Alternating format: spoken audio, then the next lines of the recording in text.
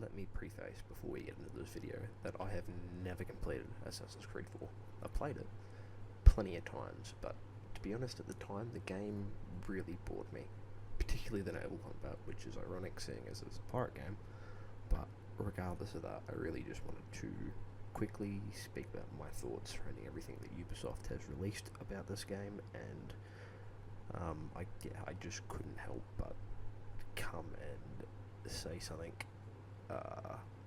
Not that I feel like I have anything necessarily overly important to say on the matter, but I just couldn't sit here and not say anything about a game franchise that I at least used to really hold dearly to me.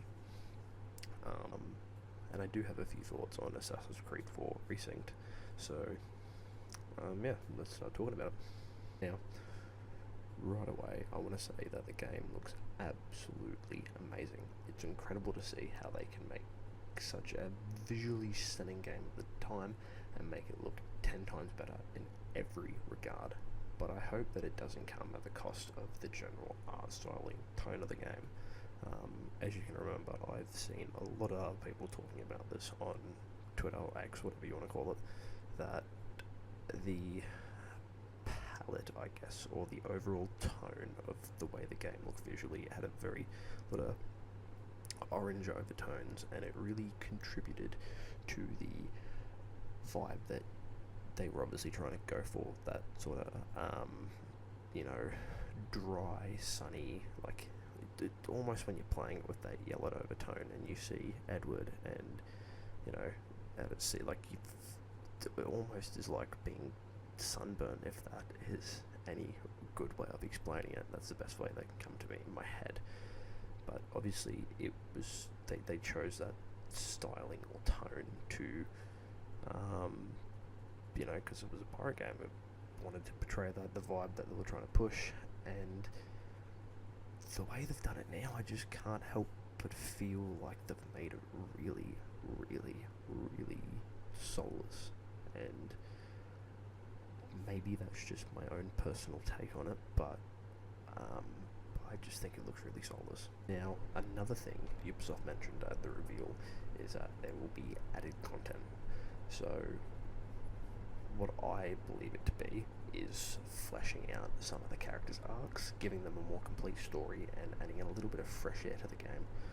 Although for someone like me, it won't really affect me very much because, I haven't played the whole game, and the last time I did play any of the games a very, very long time ago.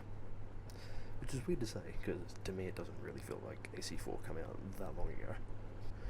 I've heard and read a general complaint about the story of AC4 is that a lot of the arcs surrounding the other characters almost felt unfinished or not complete, I guess would be another way of explaining it. Characters like Stede Bonnet, who was a very important side character, other ones I've heard, but like Blackbeard and stuff, again, I'm not too sure. Yeah, that's all I can really say for that. But I think it's a really, good idea. If they're going to remake the game, they might as well add in some other stuff that, looking back on it, could potentially make the game a more finished feeling and better experience. Now, combat and gameplay wise, I'm not really sure on it. Using their new engine, which I think might be called the Helix engine or something, I'm not too sure, which I believe was used for Shadows and Mirage, which I finished Mirage, and I couldn't play more than a few hours of Shadows. It's a really clunky, unsatisfying combat system unsatisfying, so it's completely unrewarding. I find it just very hack and slash, and not that I want challenging combat, but there's no skill to it, there's no challenge. It's just boring and garbage. I think could potentially hold the game back. I'm not saying that AC4 had the best combat in the franchise. Like, from memory, I didn't really like the combat in AC4. That felt pretty weird and, clunky and stuff too. Mirage, Shadows, and possibly even going back to Valhalla, the combat, it's not very good. regards to the hidden blade not being equipable as a normal weapon and only being used for like assassinations or stealth kills, I must say I'm not necessarily opposed, and I don't really think it affects how the game plays, although from AC1 to, I believe, Black Flag, you could have the hidden blade equipped, and then eventually they just, I think in Unity, they took the ability away, which I guess why not?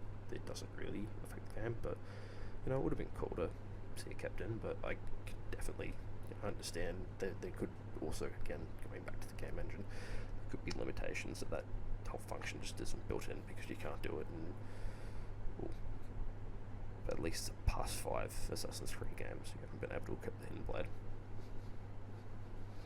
And finally, which we all expected, and it's also not surprising news, and I won't speak about it too much because it's kind of like flogging a dead horse, is that there's not going to be any modern day returning to the game, which I think is unfortunate, but it's the way it is.